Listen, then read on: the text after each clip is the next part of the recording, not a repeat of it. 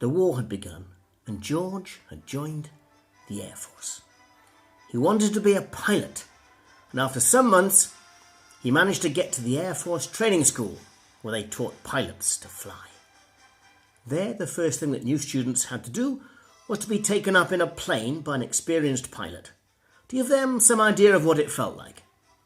Even those who had travelled as passengers in commercial airline planes before found it strange to be in the cockpit of a small fighter plane, and most of the new students felt nervous.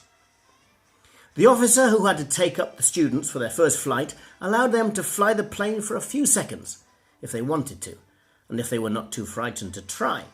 But he was always ready to take over as soon as the plane started to do dangerous things. George was one of those who took over the controls of the plane when he went up in it for the first time. And after the officer had taken them from him again, George thought he had better ask a few questions to show how interested he was and how much he wanted to learn to fly. There were a number of instruments in front of him, so he chose one and asked the officer what it was. The officer looked at him strangely for a moment and then answered, "That is the clock." Well, I guess it's time to say goodbye. Let's hope planes will soon be flying again over the cities and far away to warmer climes,